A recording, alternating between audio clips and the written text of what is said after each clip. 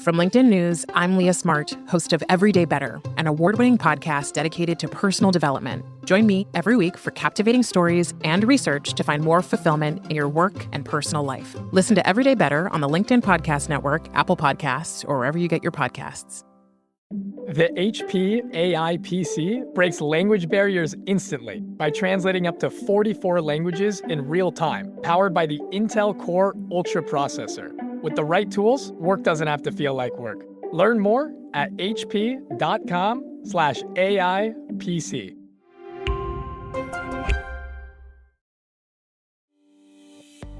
Hey, I'm Kwame Christian, and you are about to step into the world of Negotiate Anything, the #1 negotiation podcast in the world, where we teach you how to make difficult conversations easier while getting more of what you want in the process. Each episode is packed with practical tips and strategies from the experts. We delve into negotiation, conflict resolution, and leadership skills that are crucial in both business and in life. Whether you're closing a deal, managing a team, or navigating personal relationships, Negotiate Anything provides you with the tools you need to succeed. Our conversations are real, relatable, and most importantly, rooted in practicality. So if you're ready to transform your conversations and elevate your negotiation skills, join me on Negotiate Anything. Subscribe and listen on Apple Podcasts, Spotify, or wherever you love to listen.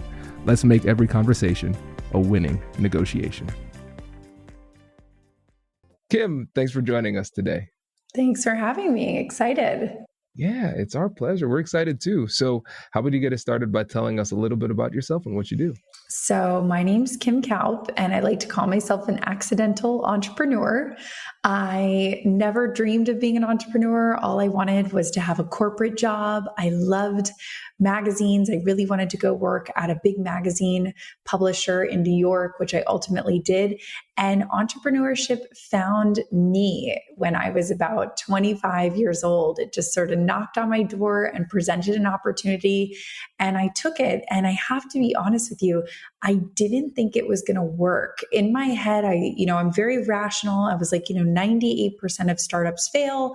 So statistically, this will fail. And then I was one of those 2% lucky shots that it didn't fail. And that was 10 years ago. So I am an accidental entrepreneur. I have an amazing marketing agency called Bright Ideas Only. We help do fan engagement strategies for music acts, sports teams, live events, big brands. It's super fun. And then I also am what I like to call an edutainer, which is an educator and entertainer. And so I have a couple courses on LinkedIn Learning, and I'm launching my first live learning cohort in the fall. So a little bit of founder life, a little bit of edutainer life, and I feel like I have the best of both worlds. That's great. And before we get into it, tell the listeners about that course. I'm really excited for the course that's going to launch in the fall. It's called Career Capital, and it's all about, in today's busy world, how you can boost your career capital so that you can be recognized for promotions, awards, honors, opportunities. And in today's quick glance world, you really have to make sure that you're standing out and showing up and raising your hand to be recognized. Because if you're waiting for people to call on you, holy moly, you are going to be waiting a long time. Yes, I agree wholeheartedly. So listeners, check that out. We're going to have a link in the description for easy access. And Kim, this is going to be a fun episode because we're talking about entrepreneurship and the difficult conversations that you have to have in your journey as an entrepreneur. And yes, everybody listening who you might not be an entrepreneur, there's still stuff that you can get from this. So we're going to focus on 3 specific difficult conversations that you have to have. So number 1, if you're having a co-founder, those difficult conversations, and you can see me smiling already. As a lawyer, I've had I've had a few of those situations with my clients there. And then the next one, negotiating with friends and family, having those difficult conversations. And then lastly, when things inevitably go wrong, how to handle those conversations. So let's start off with the co-founder situation. What do we need to know about that? I would say for me, the biggest, if I could get in a time machine and go back in time to when I first started my business, it would be to think of the divorce first. I think we all have this fairy tale image of everything's going to work out and everything's going to be amazing. But let's think about the worst case scenario before that comes to pass. And so it sounds a little grim or a little gruesome, but what happens if a coworker is hit by a car? What happens if your co-founder is not able to make decisions about the business? What happens? What if your coworker wants to get out? What if your coworker wants to go do something else? What happens then? Sort of these topics that we don't really like to talk about. Who wants to talk about their co-founder getting hit by a bus? No one. But it's sort of, I call it like the burpees of business. Like nobody wants to do a burpee. Workouts suck. When you hear a trainer tell you to do burpees, you're like, oh, the last thing I want to do is burpees. But it's going to make you better. And so those hard conversations about what happens if somebody wants to leave, what happens if, God forbid, there's an accident, what happens if a co-founder gets married. Marriage also changes the dynamics with a co-founder. So you really need to have these conversations right off the bat when times are good, when things are good. I always tell people, get a nice bottle of wine or get your favorite snack and sort of get confident and dig into these issues that might not be so fun. Yeah, it has to happen because it's going to happen one way or another. So let's say if you decide not to have it now, then it's going to happen at a time where you're already legally bound to this person in a way that gets things really messy. And one of the things that I would do as a lawyer when I was practicing is that people would come and say, hey, I want to have a business partner and we're going to start this partnership and I want you to draft the operating agreement. I said, I can certainly do that. I can do that. But before we do that, we should go through a little bit of a process. And so I called it premarital cast for business partners. And my goal was to break them up. I'm like, I want you to break up now if you're going to break up at all. And the majority of people who went through it, they didn't go through with the partnership. Now, the business still happened. It didn't happen as partners. And I think that's really important to recognize because there's usually one person who's in it a little bit more than the other. We have to figure that out. And it takes asking a lot of hard questions and having a lot of hard conversations. But it pays off because you don't want to have that conversation when it's too late.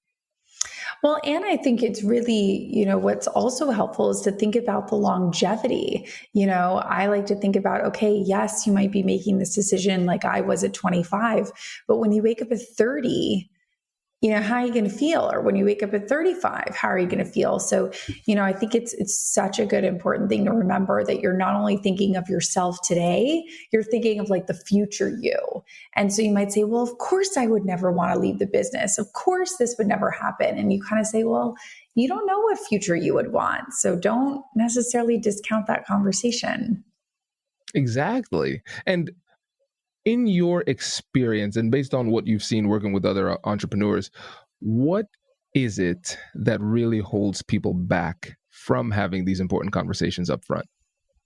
I would say fear of rocking the boat. I think obviously in entrepreneurship, there is already so much just volatile times. You're not sure if you're going to get customers. You're not sure if you're going to get a line of credit. You're not sure if the investors are going to come. There's so much that seems to be an upheaval that you just want to hold on to something that seems steady on the ship. And for a lot of people, that's their business partner or that's their co-founder. And the thought of that thing that they've been holding on to is steady. The thought of that possibly moving is almost like too much. And so they just say, well, I don't want to rock the boat because I can't have something else that's shifting. But it's a stress test. And you're absolutely right. Like you need to have those conversations. You need to think about what if this starts wobbling? What if we do break up? Because I need to experience that now, not when we're in the middle of a hurricane. Then what's going to happen? You're absolutely right. And I think it's important to recognize that because if we're able to take the time and do a little bit of introspection and recognize what it is that's pushing us to make certain decisions, then we can make better decisions. Because if we recognize, oh, this is just an emotional thing holding me back, I'm not thinking rationally or thoroughly about the decision. I'm saying, no, I don't want to have this conversation because I don't feel like having the conversation. I'm afraid of having the conversation. That might be legitimate in terms of the reality of the emotions, but is not legitimate in terms of the quality of the decision that you're making. 100%. And tell me if you've seen this too, because we often focus so much on the impact of negative emotions on these difficult conversations that we fail to recognize the impact of positive emotions on these conversations, because we have these situations where the emotions, they come from the same place. It's always going to come from the amygdala, positive and negative.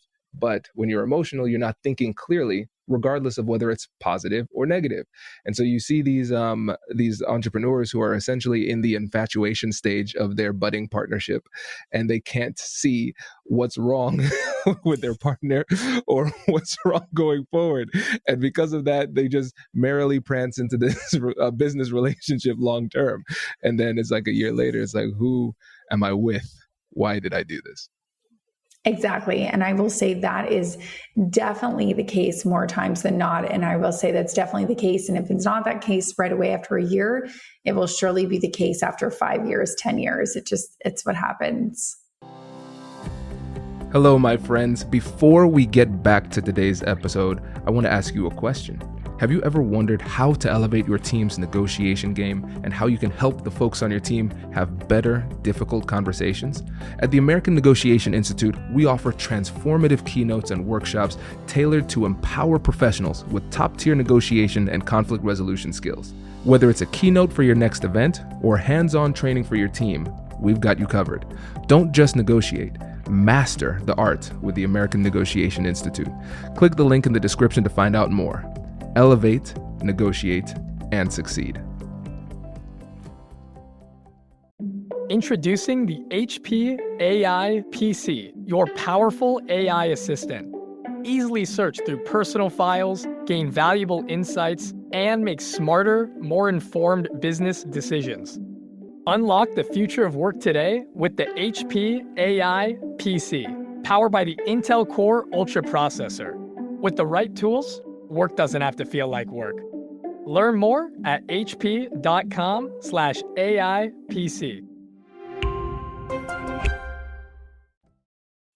Absolutely. And I think one tip to keep in mind is that sometimes you have to recognize when you're too close to be objective in the conversation. It might be helpful to bring in somebody. So for me as a lawyer, I do that. Most lawyers don't do that. They just write down the contracts. But you could talk to maybe a business coach, right? Do you do coaching or just courses? I just do courses and sort of like sprints. So you might think of it like a business coach, but I might work exclusively with someone for like 2 months, but it's not an ongoing, year plus thing. For me, it's really about getting people in a good spot and sending them on their way. Gotcha. Okay, that's good. That's good. Because I was thinking a business coach, a mentor, a friend, somebody else to help you to stay objective in your analysis. And frankly, somebody else who could be the bad guy. I tell my clients all the time, I can just, you have to be with this person. I let me be the bad guy for you. But yeah, I think recognizing your limits is important too. And now let's talk about friends and family. So when we're thinking about the difficult conversations with friends and family that surround entrepreneurship, what comes to mind for you?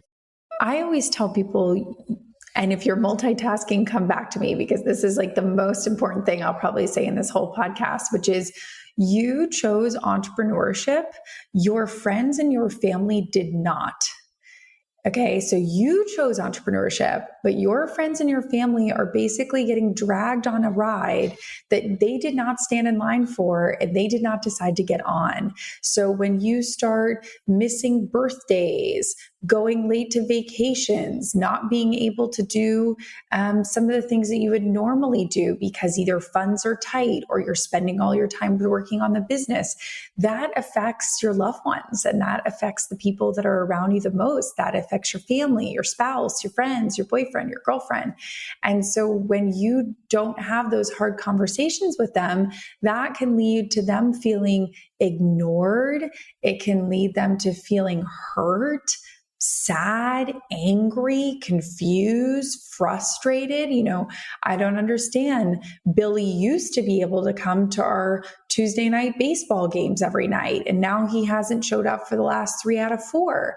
That really hurts my feelings. Those types of situations where if you don't have those conversations with people that, hey, I'm going to be starting this new business, or I'm going to be starting this new product or service or whatever it is, I might not be as available for blank. I might not be as available for activities, family dinners, vacations, alone time, whatever it is.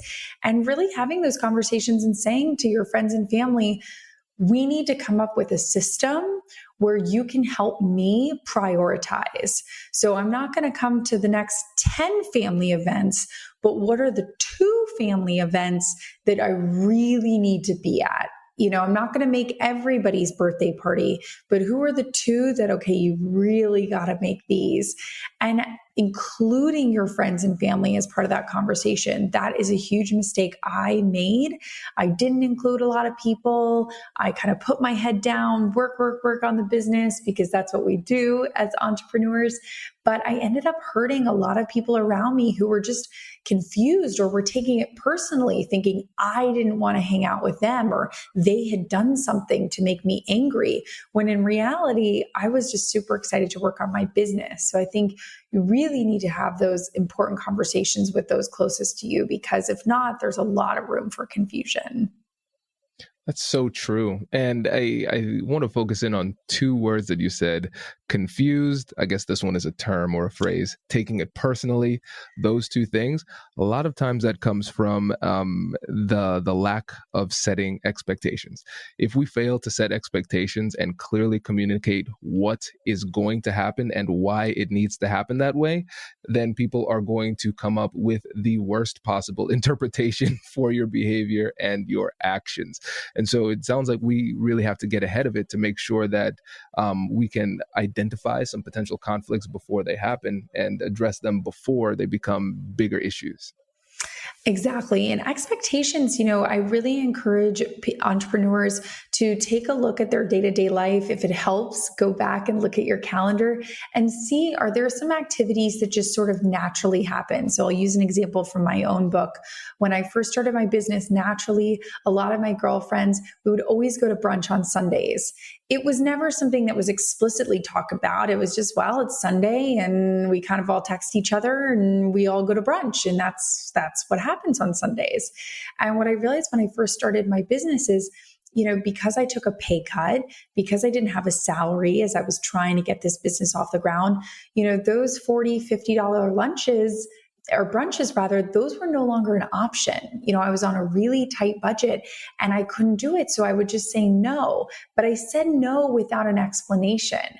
And so people kind of were like, wow, Kim's kind of blowing us off and, she's not coming to brunch anymore. And what the heck? And it wasn't until I finally said to them, hey guys, listen, he without going into details about finances, but I just, these brunches are really expensive. And when I had my cushy corporate job, that was no problem. But now I don't have my corporate job anymore. So I'm trying to be tighter with my money. And I have to say, my friends were so sweet, so nice. And they said, hey, instead of going out to brunch every single Sunday, why don't we pick a couple brunches and all make pancakes at home?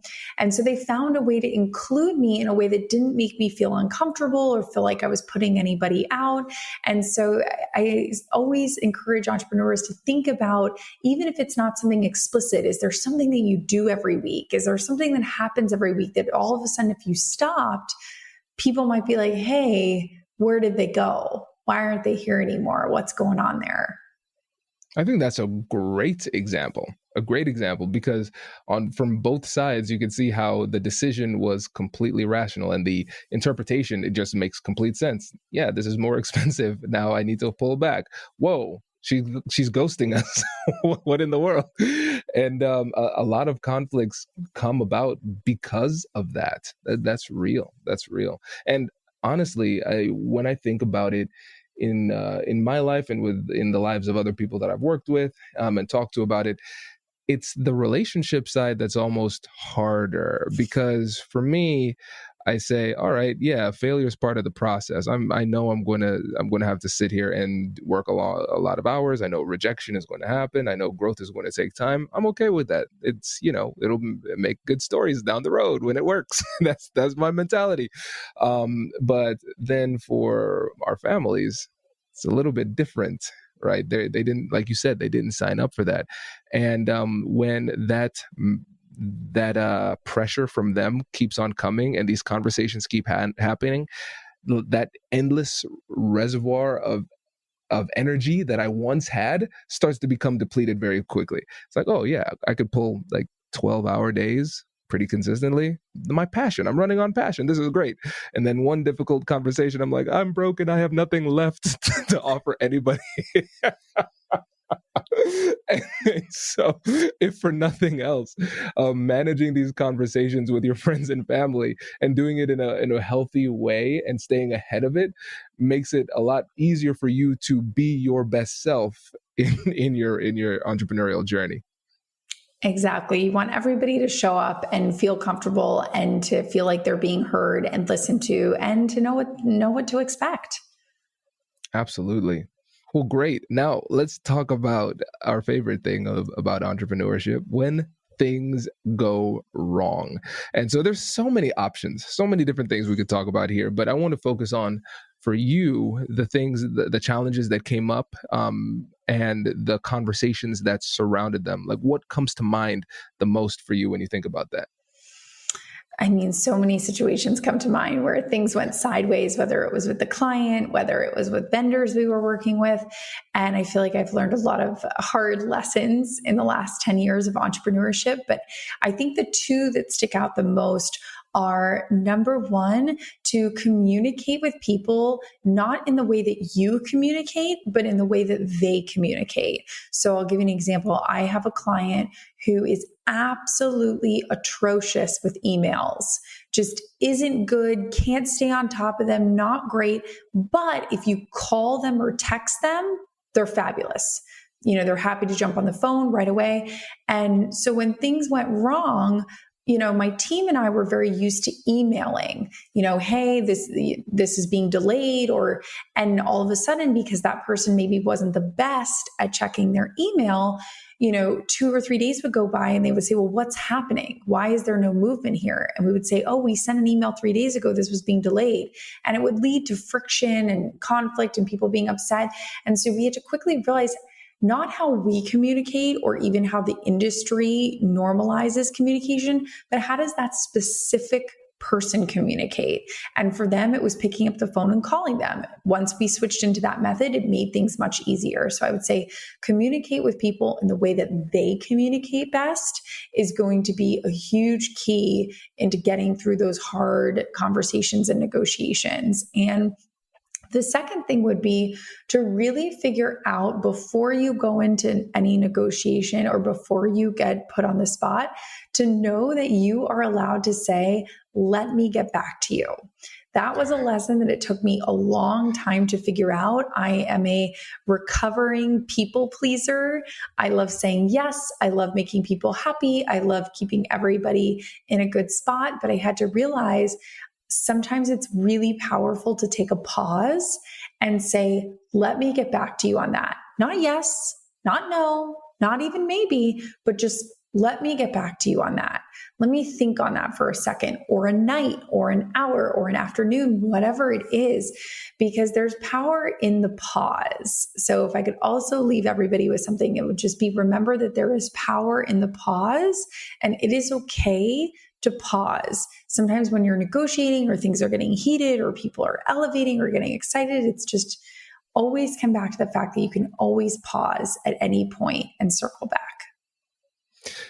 These tips are so clear and simple that people might say, well, that's obvious. And then you get into the situation and it is not. It is anything but obvious. And I think to your first point, understanding how people communicate, I think also being explicit about having that conversation too, because we go in with our assumptions and it's not entirely clear. And then also recognizing that under pressure, when the people are stressed, they will revert back to their natural habits. So you might have somebody who says, oh, I don't like email, but you know what? I'll email you, Kim. You're special. I'll email you. And then things go sideways, and now you're not hearing from them. And so we're running into problems there. And then also to that other point where you say, all right, I'll get back to you on that. We have to remember that it's much easier to turn a no into a yes than a yes into a no. And I'm the same way as a recovering people pleaser. I know now that under pressure, my natural tendency is to say yes. And now that I understand that that is an emotional drive that I have, I say, oh, when I feel that, probably not a legitimate thought. Let me run this by people who are a little bit more objective after this conversation, and then I'll give you my response. And then people often ask, well, hey, what if they're pressuring me to give an answer right now? Simple response. If you need an answer right now, the answer is no. But if you give me some time, it might be something different. People find just a miraculous amount of patience when they're confronted with that one. Absolutely. It's such a powerful statement. And I know all those fellow people pleasers, they want to say yes, they want, okay, sure. And I would say that honestly bleeds into your personal life as well. I can't tell you how many times I've woken up completely overwhelmed because not only do I have a full day of work, but I've signed up to volunteer. I've signed up to staff the event. And before I realized it, I'm like, oh my God, I have said yes to so many worthy causes or great things or mentoring somebody or helping somebody that it really ended up damaging myself and my goals and the work that I had wanted to accomplish for the week or the day. So I would say you also have to guard your own goals, guard your own time. So be very careful with your yeses.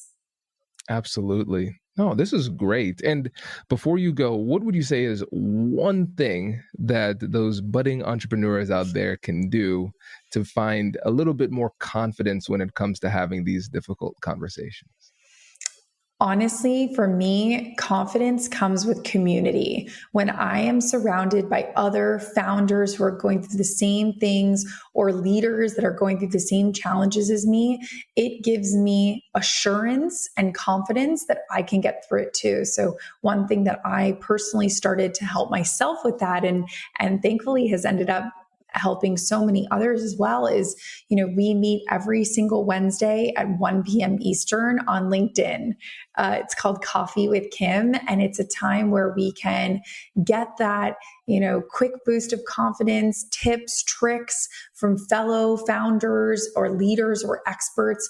And I find that with that community aspect, that the confidence and being able to voice those concerns or questions that I have, it makes me feel so much better when I'm in those hard conversations. That's great. We will put a link to your LinkedIn in the description as well as with your upcoming course. That's going to be exciting too. So best of luck on that. Best of skill. I've stopped wishing people luck. I wish you skill. You got it. You're good. But Kim, really appreciate it. Thanks so much for joining us. Thank you so much for having me. I'm really excited, and I'm excited to hear from all the listeners. If you guys have questions or comments, I'm here for you. I joke that you can always find me on Instagram. I'm the other Kim K. So if you start searching KIMKA, there's going to be Kim Kardashian, and then right under her is going to be me. So I joke that I'm the Kim K with her clothes on. There's going to be a Kim K that's half naked, and there's going to be a Kim K, and that's me. So I'm the one with the clothes on, but I would love to hang, whether it's on Instagram or LinkedIn, and help you any way I can. Fantastic. Thanks again. Really appreciate it. Thank you. Wait. Now, before you sign off, I have something to tell you that I've never told you before. Just kidding, I've told you before, but you should listen to it again. I want you to know about Negotiate Anything Premium. Imagine all of the things that you love about our traditional feed, plus so much more. I know you like our traditional feed because you're at the end of the episode. And with Negotiate Anything Premium, you'll get more bonus content you've been asking for, more of the expert insights that you can't get anywhere else, and more exclusive behind-the-scenes access into every conversation. Are you ready to get more of what you want out of your life, career, and every conversation? With Negotiate Anything Premium, you'll have access to more high-level, custom-designed content and insights, giving you the tools you need to negotiate higher salaries, better deals, and better relationships in your life and career. Once I had a listener share that Negotiate Anything helped her to negotiate a $53,000 raise. Could this be you? What would that mean for your life? I've seen firsthand the impact this model has had on my life and the lives of my corporate clients, and I am confident that it can do the same for you. Are you ready to negotiate more of the best things in life? Click the link in the show notes to learn more. I'll catch you later.